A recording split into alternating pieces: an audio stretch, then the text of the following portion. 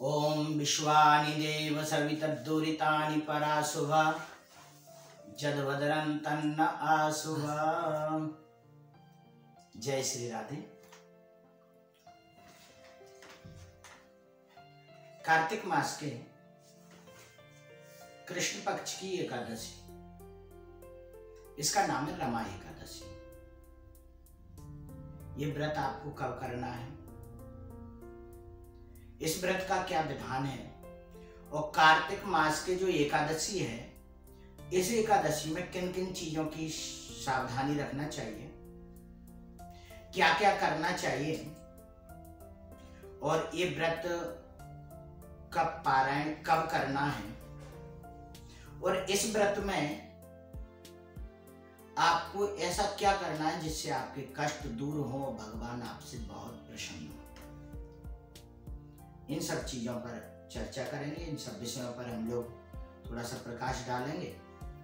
सबसे पहले तो एकादशी व्रत कब करना है आपको। 1 नवंबर को इस बार एकादशी का व्रत करना है। एक दिन पहले, जैसा कि मैं आपको पहले भी बताया, आपको चावल आदि नहीं खाना है, और कोशिश करिएगा कि दशमी की शाम को भोजन न करना हो। दशमी को भोजन नहीं करिएगा। एकादशी के दिन सुबह में जल्दी जागिएगा, स्नान करिएगा। कार्तिक मास में नदियों में स्नान करना, तीर्थ में स्नान करना, किसी कुंड या सरोवर में स्नान करना बड़ा महत्वपूर्ण होता है। गंगा में स्नान करिए, यमुना, नर्मदा, ऐसी पुण्य नदियों में स्नान करिए, कुंडों में स्नान करिए। और यदि ये न मिले आपको, घर में हैं आप, गंगा जी नहीं जा पा रहे हैं, यमुना नहीं जा पा रहे हैं, नर्मदा जी सुलभ नहीं है, तो एक काम करिएगा, घर में ही एक बाल्टी में थोड़ा गंगा जल डाल लीजिए, उसमें फिर जल भर लीजिए और उस जल से स्नान करिएगा। कार्तिक का मास बड़ा पवित्र मास है। स्नान किया आपने सुबह, स्नान आदि से निवृत्त होकर शुद्ध वस्त्र धारण करके भगवान नारायण का आपको अब पूजन करना है। लड्डू गोपाल हो या शालिग्राम भगवान, विष्णु भगवान हो, इनका पूजन करिएगा। और पूजन में जल आदि से स्नान कराना, पंचामृत से स्नान कराना, उसके बाद पुनः जल से स्नान कराना, चंदन, पुष्प, तुलसी दल, धूप, दीप, भोग आदि अर्पित करके प्रणाम करना। ये दामोदर मास है। कार्तिक के महीना का नाम है दामोदर मास। राधा दामोदर भगवान की सेवा की जाती है, इसमें पूजा की जाती है। आप 108 तुलसी दल दामोदर भगवान, शालिग्राम भगवान के ऊपर अर्पित करिएगा। बहुत पुण्यशाली होगा ये। घर की क्लेश, जीवन की परेशानियां दूर करने में बड़ा महत्वपूर्ण होता है।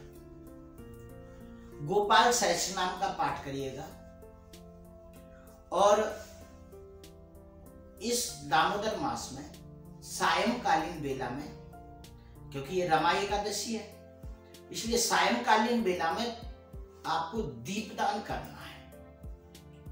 अब आपके मन में आ रहा होगा दीपदान कैसे करना है, कहाँ करें, हम कैसे करें, तो मैं आपके लिए उसको उपाय बताता हूँ। वैसे तो नियम कहता है कि आप किसी नदी या सरोवर में, तीर्थ में या तालाब में दीपदान करें। 108 दोना ले लीजिए, उनमें छोटे छोटे दीपक रख लीजिए बत्ती बना के, और दीपक में घी या तिल आदि का तेल डाल के जला लीजिएगा, और उनको एक एक करके नदी में प्रवाहित करिए। 108 दीपक प्रवाहित करके फिर वहां बैठ के राधा दामोदर अष्टकम, ये गूगल पे मिल जाएगा आपको, या मैं इसकी लिंक डाल दूंगा, आप इसका पाठ करिएगा। और इसका पाठ करके प्रणाम करिएगा। एकादशी के दिन जरूर दीपदान करिएगा। दीपदान दरिद्रता को दूर कर देता है। दीपदान आपके कष्ट को दूर कर देता है। अरे दीपदान करने मात्र से सारे बिगड़े काम बनने लग जाते हैं। प्रतिदिन कार्तिक में 108 दीपदान करिए। आप कहें कि हमारे यहाँ ना नदी है, ना सरोवर है, ना कोई ऐसा कुंड है, तो ऐसी परिस्थिति में आपको ऐसा करना है कि घर के ऊपर छत पर तुलसी तो होती ही है लगभग सबके यहाँ, या आंगन में तुलसी के पास दीपक जला दीजिए और दीपक जला के भगवान को प्रणाम करके उसके बाद राधा दामोदर अष्टकम का सपरिवार बैठ के पाठ कर लीजिए, प्रणाम करिए। ये दीपदान नदी में जैसे करते हैं वैसे तुलसी के आसपास करिएगा, पर ध्यान रखना तुलसी से दूरी रखना, दीपक की लौ के कारण तुलसी न झुलसे, ये ध्यान रखिएगा। ऐसे एकादशी का व्रत करिएगा। और मैं हमेशा कहता हूं एकादशी का व्रत ऐसे करना चाहिए कि द्वादशी में इसका पारायण हो जाए। और पारायण कैसे करना है? 2 तारीख में स्नान आदि से निवृत्त होकर नित्य क्रिया करके भोजन बनाइए और सबसे पहले भगवान का भोग लगाइए। गाय के लिए निकाल दीजिए, कुत्ते के लिए एक रोटी निकाल दीजिए, कौआ के लिए निकाल दीजिए, थोड़ा चींटियों के लिए निकाल दीजिए। ये पंचग्रास निकालने के बाद एक ब्राह्मण या साधु को जिमाइए, भोजन कराइए। अब आप कहें महाराज जी हम कहाँ साधु खोजने जाएं, साधु तो नहीं मिलेंगे। यदि ऐसी कोई बात है ना तो ये समस्या का समाधान भी हमने आपके लिए खोजा है। मालूम क्या?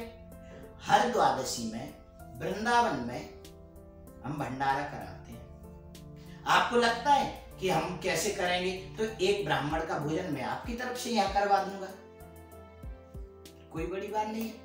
तो आप हमसे भी संपर्क कर लीजिए कि महाराज जी एक ब्राह्मण को हमारी तरफ से भोजन करा दीजिए, ये बहुत अच्छा रहेगा। सहज में एक ब्राह्मण का भोजन आपकी तरफ से यहाँ करा दिया जाएगा, आपको दिक्कत नहीं होगी। और यहाँ भंडारा चलता ही है हर द्वादशी में। उसमें ब्राह्मण जेवें, साधु जेवें, भगवत भक्त जेवें, में आपकी तरफ से हुई एक ब्राह्मण जे लेगो, कोई अंतर ना पड़ेगा। तो कोशिश करिएगा ब्राह्मण जिमा के प्रणाम करके और फिर खुद व्रत पारायण करिएगा। इस तरह से आपको एकादशी का व्रत रहना है। और अगले दिन द्वादशी, और द्वादशी के दिन ही धनतेरस है। अब मैं आपको अगली वीडियो में बता दूंगा कि जो 5 दिन का उत्सव, दीपोत्सव चालू होगा, प्रारंभ होगा, वो द्वादशी को ही धनतेरस है, उसी दिन से प्रारंभ होगा। अब द्वादशी से लेकर दोज तक, धनतेरस, चतुर्दशी, अमावस्या को दीपावली, प्रतिपदा को अन्नकूट गोवर्धन पूजा और द्वितीया को भाई दूज, ये 5 दिन की जो साधना है, क्या साधना करना है, कैसे करना है, कैसे लक्ष्मी जी का पूजन करना है, कौन सा मुहूर्त अच्छा रहेगा, इनमें क्या क्या ध्यान रखना है, उसके बारे में मैं अगली वीडियो में आपको बताऊंगा। और इस वीडियो को अपनों तक भेज दीजिएगा, इतना तो कर सकते हो, इतना करना भी चाहिए। अच्छी चीज यदि आप भेजते हैं ना, वितरित करते हैं, इससे पुण्य ही बढ़ता है। चलिए फिर मिलते हैं। जय श्री राम।